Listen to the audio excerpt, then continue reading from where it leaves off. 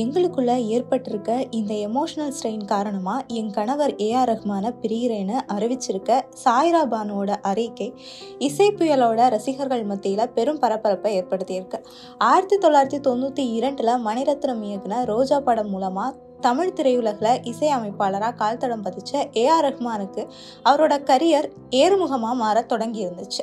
தொடர்ந்து படங்கள்லேயே பிஸியாக இருந்த ரஹ்மான் தன்னோட தனிப்பட்ட வாழ்க்கையை கவனிச்சுக்க ஒரு கட்டத்தில் மறந்தே போயிட்டாராம். அந்த காலகட்டத்தில் இசைத்துறையில் பீக்கில் இருந்த ரஹ்மானுக்கு கல்லூரி மாணவிகள் கிட்ட இருந்து லவ் லெட்டர்ஸும் மேரேஜ் ப்ரப்போசலும் அதிகமாக வருமா. இன்னும் சொல்ல போனால் வெளிநாடுகள்ல இருந்து இஸ்லாம் மதத்தை பின்பற்ற கோடீஸ்வரர்கள் பல ரஹ்மானை பெண் பார்க்க வர சொல்லி கடிதங்கள் பல போட்ட காலமும் இருந்ததா அவங்க அம்மா கரீமா சில வருடங்களுக்கு முன்னாடி ஊடகங்கள் கிட்ட பகிர்ந்திருந்தாங்க. ஆனா ரஹ்மானோ தனக்கு வர மனைவி படிச்சிருக்கணும், எல்லார்கிட்டையும் சோசியலா பழகுற நபரா இருக்கணும், திரைத்துறையில தன்னோட பணியை நல்லா புரிஞ்சுக்கிற பெண்ணா இருக்கணும்னு சில கண்டிஷன்ஸ் வச்சிருந்தாரா. ஆனா வரிசையா ஜென்டில்மேன், கிழக்கு சீமையிலன்னு பல படங்களோட இசையமைப்பு பணிகள்ல பிஸியாக தொடங்கி இருக்காரு ரஹ்மான். அப்படிதான் தன்னோட 29 வயதுல தனக்குன்னு ஒரு பெண் பார்க்க தன்னோட அம்மாட்ட சொன்னாரா ரஹ்மான். எக்மோர்ல இருக்க தர்காவுக்கு தொழுக செல்வாங்களா ரஹ்மானோட குடும்பம். அங்கதான் ஒரு பெண்ணையும் சந்திச்சிருக்காங்க ரஹ்மானோட அம்மா கரீமா. அந்த பெண்ணோட குடும்பம் சென்னை புரசைவாக்கம் பகுதியில வசிச்சு வந்திருக்காங்க. அந்த பெண்ணை பார்க்கவும் ரொம்ப பிடிச்சு போக அவங்களே ரஹ்மானுக்கு மனம் முடிச்சு வைக்க பெண் கேட்டு அவங்க வீட்டுக்கு செல்றாங்க கரீமா. அங்க போறப்பதான் அந்த பெண்ணுக்கு திருமணமாகாத அக்கா ஒருத்தங்க இருக்கிறது தெரிய வருது.